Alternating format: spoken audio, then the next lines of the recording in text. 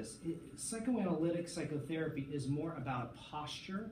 It's a sensibility. It's a vision, and less about a set of techniques, things that you do with the patient. It helps you posture yourself in sitting with the patient and how to be with them, human to human, and relating to one another in this very intimate space, the four walls of a consulting room, inside the four walls of a consulting room. So, so if you were looking for the 3 steps of psychoanalytic couples therapy, you're probably going to be disappointed with this evening's conversation. So, okay, check this quote out. This is an excerpt from Rilke. A togetherness between 2 people is an impossibility, and where it seems nevertheless to exist, it is a narrowing, a reciprocal agreement which robs either one party or both of his fullest freedom and development. But once the realization is accepted that even between the closest human beings, infinite distances continue to exist, a wonderful living side by side can grow up if they succeed in loving the distance between them, which makes it possible for each to see the other whole and against a wide sky. Beautiful, right? And an excellent depiction, I think, of what a marital relationship can look like and represent, and also the therapy relationship. This impossibility of 2 stories colliding, seeking to understand one another, and negotiating this idea of autonomy, separateness, and connection, or dependency. That's the task for a couples therapist, is to help these 2 individuals negotiate these really difficult and important developmental tasks, separateness and attachment. So that's where we're going to end up, is having that discussion at the end of this evening's lecture.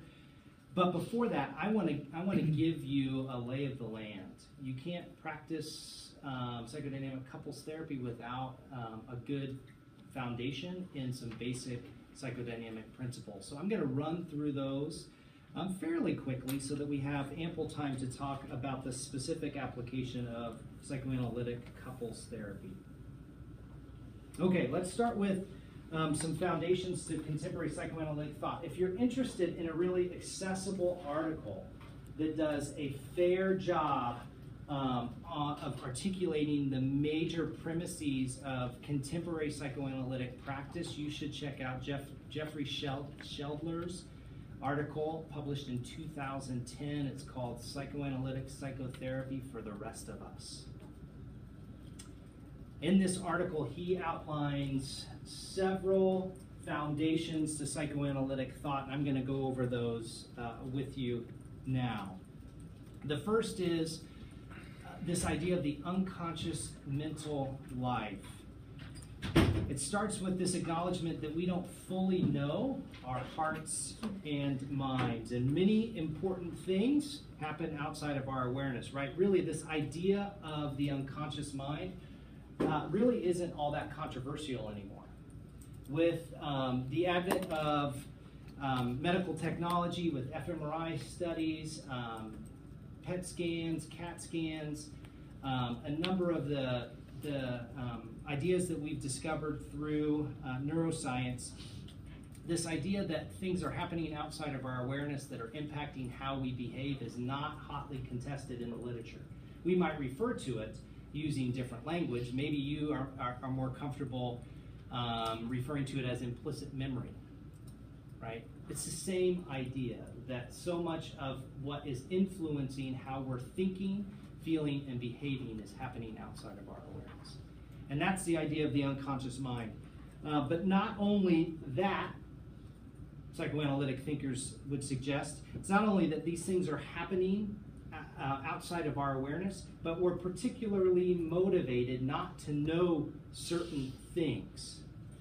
That's an important distinction between maybe implicit relational knowing, and the unconscious mind. So, in other words, important memories, judgments, perceptions, feelings, motivations, all these processes are not necessarily accessible to us, but there are things that we also don't want to know about ourselves.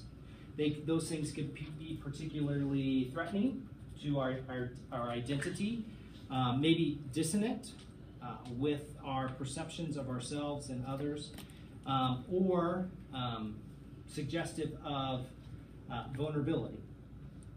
So uncovering these unconscious mental representations, these things, these internal representations that we hold, that form our identity, how we view ourselves and how we view others and what we expect of others. The more we understand those things, insight, the more insight we have, the more internal freedom we have to be able to be our own agents, right? Be able to make our own empowered decisions.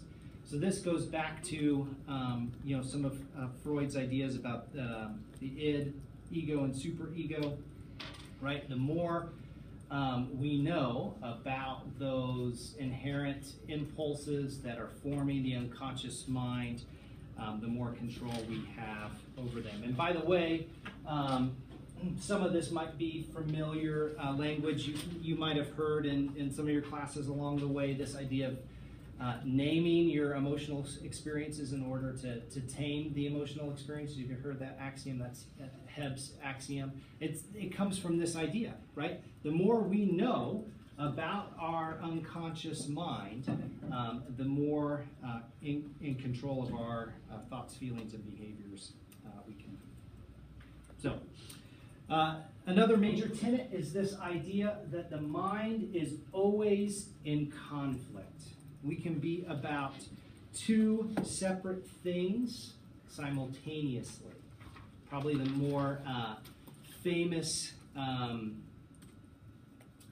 conflict, internal conflict, is love and hate coexisting, right? And some would even say within psychoanalytic thought that you cannot truly love another without experiencing hate. So we'll talk about what that might mean for couples in your work with them. So we can be about two or more things together. Contradiction or dissonance is held within our mind, and then we seek to resolve the dissonance by employing defenses. So let me give you an example. Desiring a romantic relationship with an unavailable partner. What do you think that's about? And what would particularly motivate a patient of yours to pursue a romantic relationship with a partner that is unavailable? Yeah, go ahead. There's no rejection or abandonment. Okay, there's no rejection or abandonment. Jessica, is that what you were going to say as well? Yeah, because if they do get rejected, it's not really like they're like, oh, well, I didn't really feel like there was any. Yeah. Anyway. So what's the mind doing there? You guys are you're definitely onto something here. Self-protecting. Self-protecting. Self-protecting against what? What's the initial drop? Expectation. Expectation? Okay, go with that. Say When they're unavailable, well, if there is somebody who is available, who is supposed to love you back, okay. You expect that person to love you back.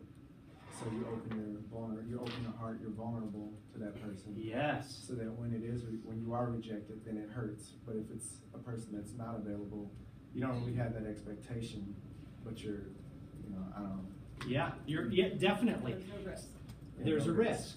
Yeah, good. Anybody else want to jump in? I like to hear you process. This is good. Yeah, this drive for an intimate connection. Right? I did that self-fulfilling prophecy too. Okay. I'm not good enough, Okay. and so then this person rejects me, and then I believe I'm not good enough, and it you perpetuate this pattern of I'm never good enough, and so then whichever area you feel that way in, you might perpetually set yourself up to Yeah. prove to yourself that those statements you're saying inside of your head are actually valid statements. Yeah. That's referred to in the literature, at least with the relational psychoanalyst, as perversion of agency. It's this idea that we tend to sabotage our own well-being in order to deny the inevitable disappointment. Are you tracking with me? Does that make sense? Yes. At least a little bit? Okay. So this idea of the mind being in conflict, or here's another example, for a depressive. So a depressive, meaning a depressive personality style, not necessarily a disorder. We took out the depressive personality disorder several editions ago. But a depressive style is this proclivity to believe the worst in yourself. And so you probably have had a relationship with someone who is a depressive, just kind of this constant or pervasive self-loathing. There's always this filter that they run all experiences through that point to their badness, right? So depressives, one of the ways in which they deal with the conflict of their own aggression is they turn it inward.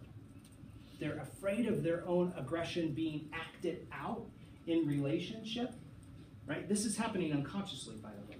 Then they're going to turn it inward. You've certainly heard this idea that depression is anger turned inward, right? This is where that idea comes from. The mind in conflict, and we're making accommodations to deal with the mind in conflict, and that's where the emergence of these defense mechanisms occur. So,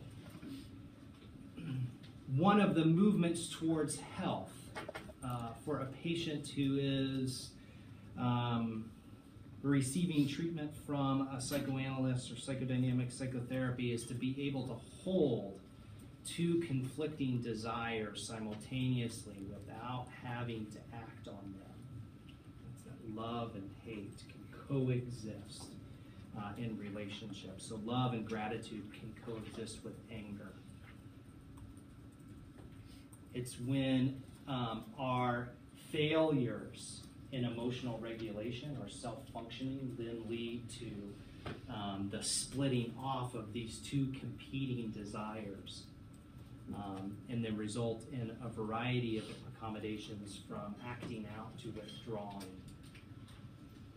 This is a key concept, and probably more than any of the other foundational ideas in psychodynamic thought, separate it from other theories like EFT. This is foundational.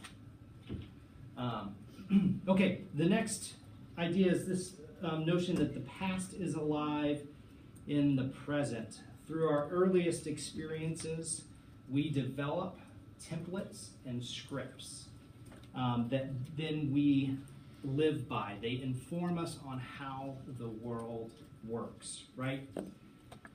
You see this in other theories too. We just might refer to it with different language. The self-schemers, Jeffrey Young's work.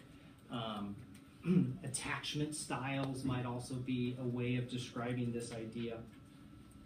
But we learn what to expect from others, how to behave in relationships, even how to elicit caring from others, and even the attention of others, how to respond when someone is angry with us, how to express anger. We learn those relational dynamics through those early formative relationships. And they solidify into these relational templates or internal representation of ourself in the context of relationship or others and what to expect from them. Excuse me. So a psychoanalytic psychotherapist is going to take a lot of time. The beginning of treatment, to understanding the history, the developmental history of the patient. Because of this idea that the way in which they operate in the world was formed very early on in their life.